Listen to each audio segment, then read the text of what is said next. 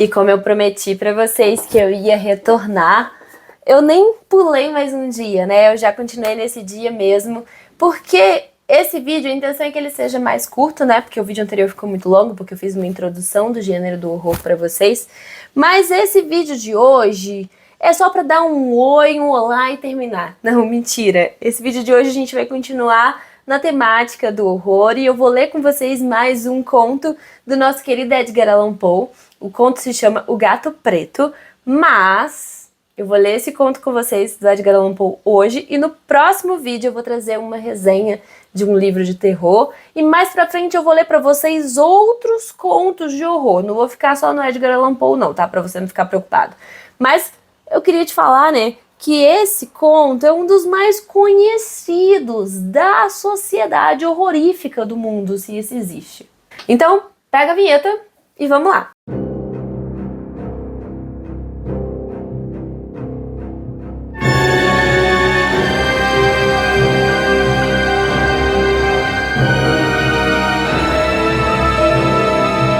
Há muitos anos, vários contos de horror foram escritos. Mas há um autor que se destaca entre todos os outros autores. E há um conto que é muito conhecido pelo mundo todo. E o conto escolhido para hoje é O Gato Negro, do Edgar Allan Poe.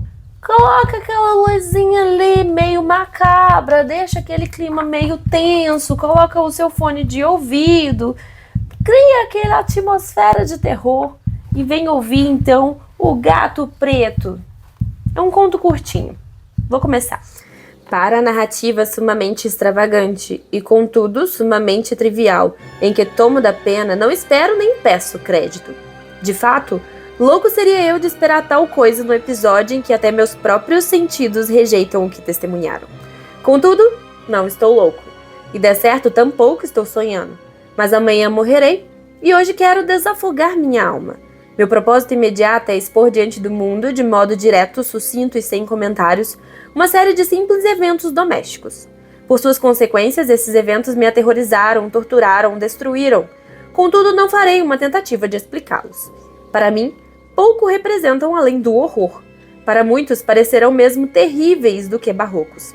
No futuro próximo, talvez, algum intelecto haverá de surgir para reduzir minha fantasmagoria ao lugar comum. Algum intelecto mais calmo, mais lógico e muito menos excitável que o meu, que perceberá, nas circunstâncias por mim detalhadas com assombro, nada mais do que uma ordinária sucessão de causas e efeitos perfeitamente naturais. Desde a infância, sempre me fiz notar pela docilidade e humanidade do meu temperamento. Minha ternura de coração era de fato tão evidente que me tornava objeto de troça de meus companheiros.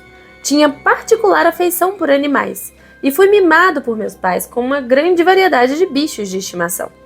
Com eles passava a maior parte do tempo e nunca me sentia tão feliz como nas ocasiões em que eu os alimentava e os acariciava. Essa peculiaridade de caráter acompanhou-me ao crescer e mais tarde quando me tornei um homem, dela extraída uma das minhas principais fontes de prazer. Para aqueles que acalentaram a afeição por um cão fiel e esperto, dificilmente preciso me dar o trabalho de explicar a natureza ou a intensidade da satisfação que disso possa advir. Há qualquer coisa no amor altruísta e abnegado de uma criatura bruta que cala fundo no coração de quem muitas vezes já teve ocasião de experimentar a amizade mesquinha e a fidelidade impalpável do mero homem. Casei-me cedo e tive a felicidade de encontrar em minha esposa uma disposição não incompatível com a minha própria. Observando meu apreço pelos animais domésticos, ela não perdia a oportunidade de obter os tipos mais agradáveis. Tivemos pássaros, peixes dourados, um ótimo cão, coelhos, um macaquinho e um gato. Esse último era um animal notavelmente grande e belo, todo negro e esperto em um grau espantoso. Falando de sua inteligência, minha esposa, que no fundo não era um pouco imbuída de superstição, fazia frequentemente alusão à antiga crença popular que via em todos os gatos pretos bruxas disfarçadas. Não que em algum momento falasse a sério nesse sentido. E não toco no assunto por nenhum outro motivo além de acontecer bem agora de me vir à memória. Pluto, esse é o nome do gato. Foi meu bicho e companheiro favorito. Somente eu o alimentava e ele me seguia pela casa onde quer que eu fosse. Era mesmo com dificuldade que conseguia impedi-lo de seguir-me pelas ruas. Nossa amizade durou desse modo por vários anos, durante os quais meu temperamento geral e caráter, por obra do demônio da intemperância, experimentaram, corem confessar, uma radical alteração para o pior.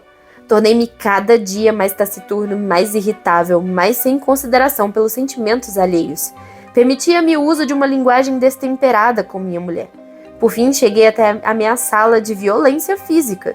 Meus bichos, é claro, também sofreram com minha mudança de disposição.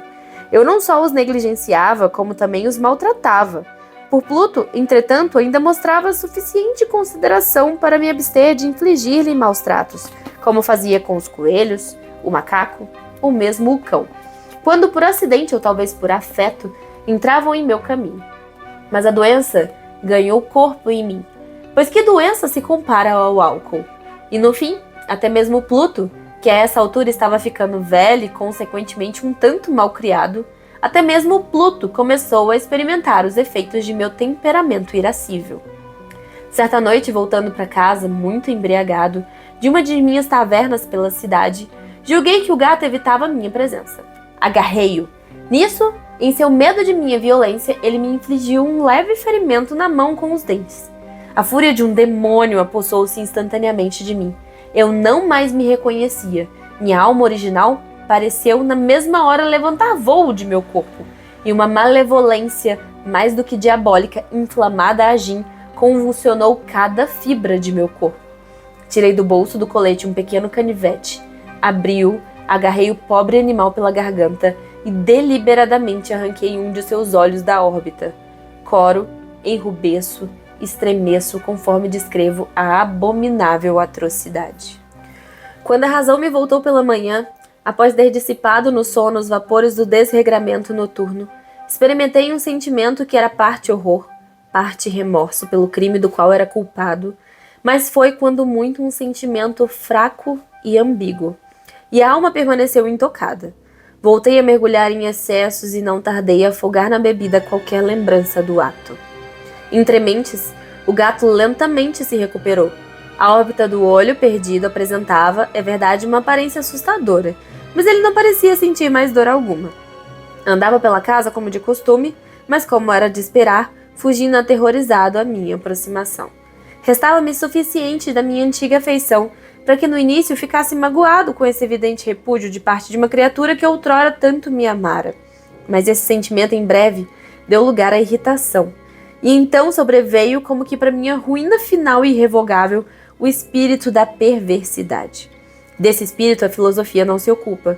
Contudo, não tenho tanta convicção sobre a existência de minha alma quando tenho de que a perversidade é um dos impulsos primitivos do coração humano, uma das indizíveis e primordiais faculdades ou sentimentos que orientam em todo o seu corpo, mas esse gato exibia uma mancha branca enorme, embora indefinida, a lhe cobrir toda a região do peito. Contudo, não tenho tanta convicção sobre a existência de minha alma quanto tenho de que a perversidade é um dos impulsos primitivos do coração humano, uma das indizíveis e primordiais faculdades ou sentimentos que orientam o caráter do homem.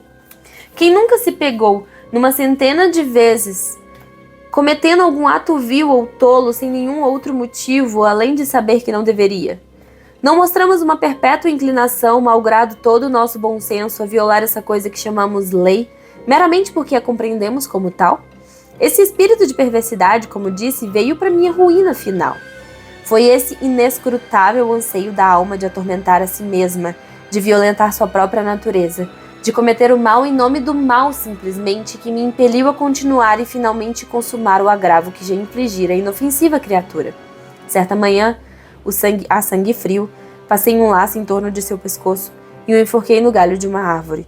Enforquei-o com as lágrimas brotando de meus olhos e com o remorso mais amargo no coração. Enforquei-o porque sabia que me amara e porque sentia que não me dera o menor motivo para ressentimento. Enforquei-o porque sabia que, ao fazê-lo, estava cometendo um pecado mortal que poria minha alma imortal em perigo, a ponto de deixá-la, se tal coisa era possível, fora de alcance até da misericórdia infinita do Deus mais misericordioso e mais terrível. Na noite do dia em que perpetuei essa cruel infâmia, fui despertado do sono pelos gritos de fogo.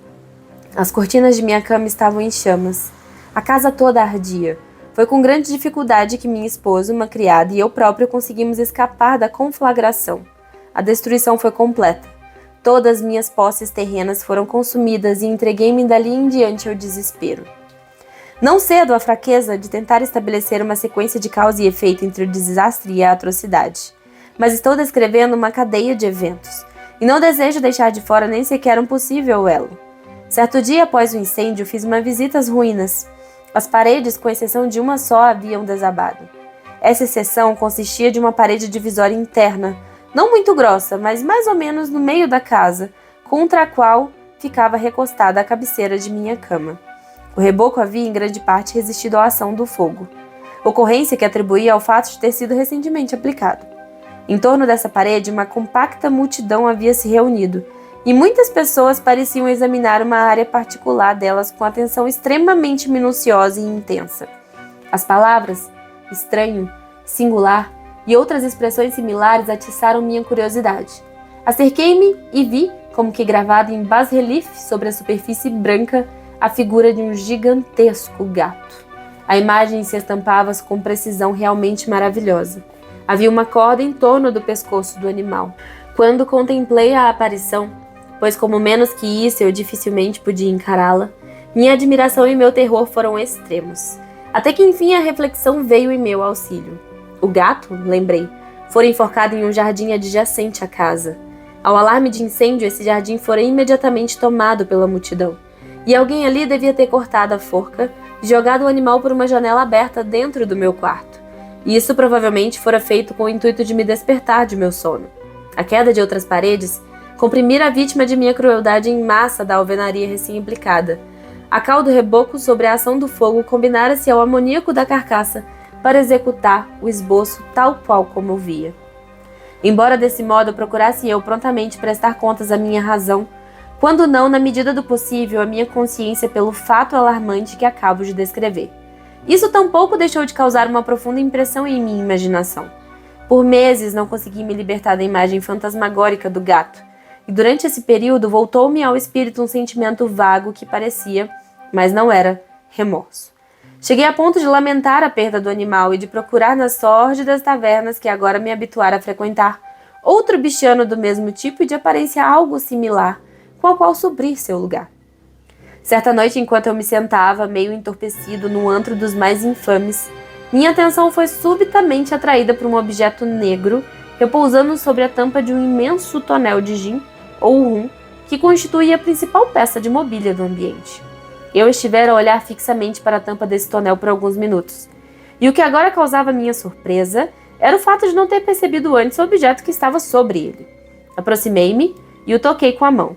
Era um gato preto, muito grande, tão grande quanto Pluto, e muito parecido com ele em todos os aspectos, exceto um. Pluto não tinha um único pelo branco em todo o seu corpo, mas esse gato exibia uma mancha branca enorme, embora indefinida, lhe cobrir toda a região do peito. No momento em que eu toquei, ele se levantou de imediato, ronronou audivelmente, esfregou-se em minha mão e pareceu deliciado com a atenção concedida. Aquela então era exatamente a criatura que eu estava procurando. Ofereci-me na mesma hora para adquiri-lo junto ao dono, mas o homem afirmou que não lhe pertencia, que nada sabia do bicho, nunca o vira antes. Continuei com minhas carícias e quando me preparava para voltar para casa, o animal evidenciou disposição de me acompanhar. Permiti que o fizesse, parando ocasionalmente e dando-lhe tapinhas carinhosos conforme andava. Quando cheguei em casa, fiquei à vontade na mesma hora e imediatamente conquistou a predileção de minha mulher. De minha parte, não demorou para que a repugnância começasse a crescer dentro de mim. Isso era precisamente o oposto do que eu havia esperado, porém não sei dizer como nem porquê sua evidente afeição por mim antes me repelia e irritava. Gradativamente, esses sentimentos de repulsa e irritação evoluíram para a amargura do ódio. Eu evitava a criatura. Uma vaga sensação de vergonha e a lembrança de meu antigo ato de crueldade impediu-me de cometer algum abuso físico. Abstive-me por algumas semanas de aplicar-lhe maus tratos ou usar de violência de qualquer espécie. Mas, gradualmente, muito gradualmente, comecei a lhe devotar o mais inexprimível asco e a fugir em silêncio de sua odiosa presença, como se fosse o hálito de uma pestilência. O que contribuiu sem dúvida para o meu ódio do animal foi a descoberta na manhã subsequente à noite em que o levei para casa, de que, como Pluto, ele também fora privado de um olho. Essa circunstância, entretanto, apenas o fez crescer em afeição perante minha esposa, que, como já disse, possuía um elevado grau, essa humanidade de sentimentos que outrora havia sido meu traço característico, e a origem de muitos de meus prazeres mais singelos e puros. Com minha aversão, entretanto, o apreço desse gato por mim pareceu aumentar. Ele seguia meus passos com uma pertinácia que seria difícil fazer o leitor compreender. Sempre que me sentava, acomodava-se sobre minha poltrona ou pulava sobre meus joelhos e cobria-me com suas detestáveis carícias. Se eu me levantava para andar, metia-se entre meus pés e desse modo quase me derrubava, ou cravando suas garras longas e afiadas em minha roupa, trepava desse modo até meu peito. Em momentos como esse, embora desejasse com todas as forças matá-lo de um só golpe, era contudo impedido de o fazer, em parte pela lembrança de meu antigo crime, mas, principalmente, que eu o confesse logo de uma vez, por absoluto pavor da criatura. Esse pavor não era exatamente o pavor de um mal físico, e contudo me faltariam palavras para defini-lo de outro modo. Tenho quase vergonha de confessar. Sim, mesmo nessa cela de criminoso, tenho quase vergonha de confessar que o terror e o horror que esse animal me infundia haviam sido aumentados por uma das mais simples quimeras que seria possível conceber. Minha esposa chamara minha atenção em mais de uma ocasião para o caráter da mancha de pelo branco, da qual falei, que constituía a única diferença visível entre o estranho animal ou o outro que o matara. O leitor haverá de recordar que essa mancha, embora grande, havia se mostrado originalmente muito indefinida, porém mediante vagarosas gradações quase imperceptíveis e que por longo tempo minha razão lutou por rejeitar como furto da imaginação, assumira finalmente uma rigorosa precisão de contornos. Era agora a representação de um objeto que tremo em nomear. E por isso, acima de tudo, nutria ódio e pavor, e teria me livrado do monstro caso ousasse.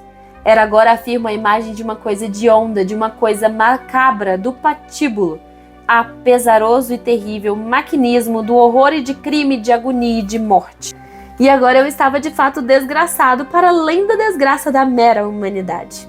E uma criatura bruta, cujo semelhante eu matara desprezivelmente, uma criatura bruta engendrada para mim, um homem, feito à imagem do Deus Altíssimo, tamanho e insuportável suplício. Ai de mim! Nem de dia, nem de noite conhecer a bênção do descanso. Durante o dia a criatura não me deixava mais um momento sozinho, e à noite eu acordava de hora em hora com pesadelos de indizível medo, para dar com o hálito quente da coisa sobre o meu rosto, e seu vasto peso, a encarnação de um súcubo que eu era impotente para repelir, oprimindo eternamente meu coração. Sob a pressão de tormentos como esses, o tênue resquício do que havia de bondade em mim cedeu. Pensamentos malignos tornaram-se meus únicos companheiros, os pensamentos mais negros e malignos. Meu temperamento, habitualmente taciturno, evoluiu num ódio por todas as coisas e por toda a espécie humana, ao passo que das súbitas, frequentes e incontroláveis explosões de uma fúria a qual eu agora, cegamente, me abandonava, minha resignada esposa. Ai de mim! Era a mais habitual e a mais paciente das vítimas. Certo dia ela me acompanhava em algum serviço doméstico ao porão da velha casa que nossa pobreza nos compelia a ocupar. O gato me seguiu pelos íngremes degraus e, quase me fazendo cair de frente, exasperou-me ao ponto da loucura. Erguendo um machado e esquecendo em minha ira o pavor infantil que até então detivera minha mão, dirigi um golpe contra o animal, que sem dúvida teria se apavorado instantaneamente fatal, caso houvesse descido como eu desejara. Mas o golpe foi interrompido pela mão de minha esposa. Intrigado por essa interferência numa fúria mais do que demoníaca, libertei meu braço e enterrei o machado em seu cérebro. Ela tombou morta, imediatamente, sem um gemido. Executado o assassinato hediondo, procedi incontinente e com total determinação à tarefa de ocultar o corpo. Eu sabia que não poderia removê-lo da casa, de dia ou de noite, sem o risco de ser observado pelos vizinhos. Inúmeros planos passaram por minha mente.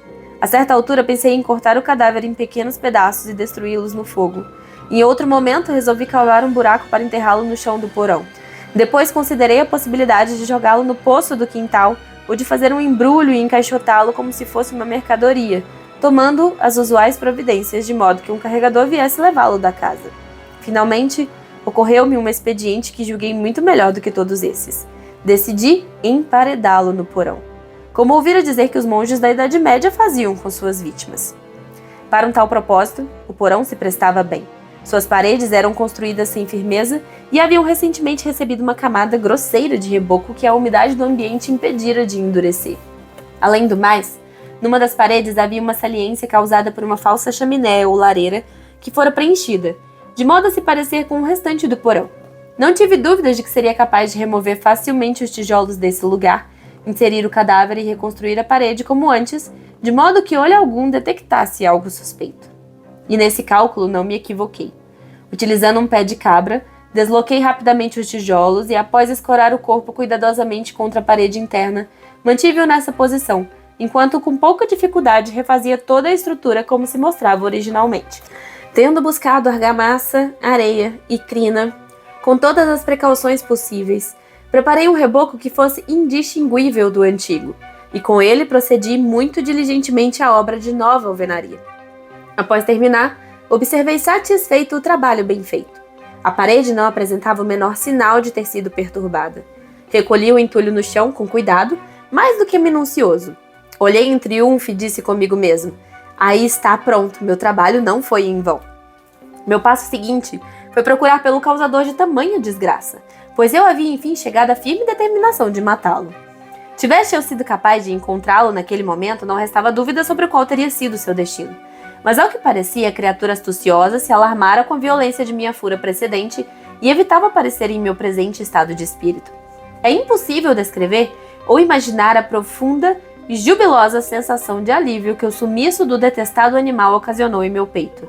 Ele não apareceu durante a noite, e assim por uma noite ao menos, desde que fora trazida à casa, dormi um sono profundo e tranquilo.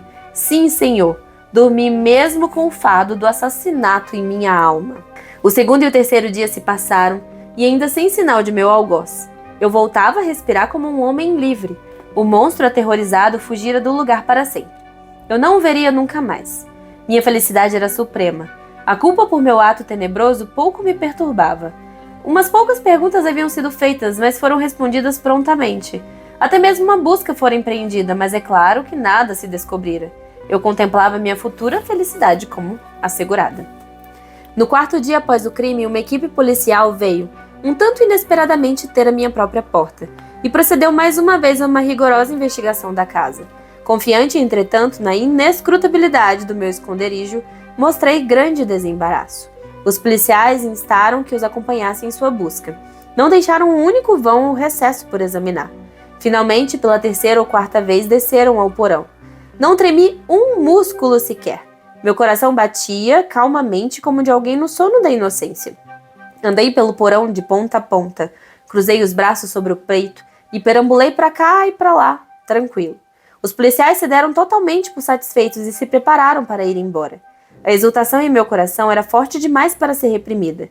Eu ardia por dizer, nem que fosse uma palavra, o título de triunfo e tornar duplamente garantida a sua certeza de minha inocência. Senhores, disse eu, enfim, quando os homens subiam pela escada, alegra-me ter-lhes aplacado as suspeitas. Desejo saúde a todos e lhes apresento mais uma vez meus respeitos. A propósito, senhores, esta é uma casa muito bem construída. Eu, em meu incontrolável desejo de dizer o que quer que fosse com naturalidade, eu mal fazia ideia do que falava. Devo dizer, uma casa excelentemente bem construída. Essas paredes... Já vão, senhores? Essas paredes são obra sólida. E nisso, no pleno frenesi de minha bravata, bati fortemente com a bengala que levantava na mão. Exatamente naquela parte da alvenaria atrás da qual jazia o cadáver de minha amantíssima esposa. Mas queria Deus me proteger e livrar das presas do príncipe das trevas. Nem bem a reverberação de minhas batidas mergulhou no silêncio, fui atendido por uma voz vinda da tumba, por um gemido inicialmente abafado e fraco como de uma criança soluçar, e depois se dilatando rapidamente em um grito longo, elevado e contínuo, inteiramente anômalo e inumano. Um uivo, um guincho lamurioso, metade horror e metade triunfo, tal como só poderia ter brotado do inferno num esforço combinado das gargantas dos condenados em sua agonia, e dos demônios que exultam da danação.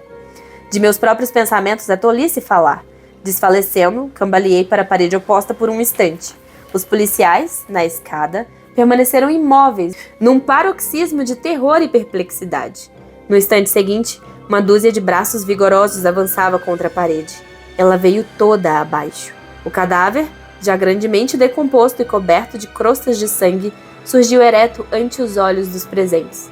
Em sua cabeça, com a boca vermelha escancarada e um olho solitário de fogo, estava a hedionda criatura, cuja astúcia me levara ao assassinato e cuja voz delatora me condenara à corda do carrasco. Eu emparedara o monstro dentro da tumba. E assim termina O Gato Preto. Uma obra que vai explorar as profundezas da alma humana e que vai fazer a gente pensar na luta constante entre o bem e o mal e quais os limites da capacidade humana. Espero que tenham gostado da leitura de hoje. Se gostaram, não deixe de curtir o vídeo e me acompanhar aqui nesse mês do horror nesse canal literário. E, obviamente, continua acompanhando porque vai vir muita coisa bacana por aí. Beijos e até a próxima, pessoal. Tchau!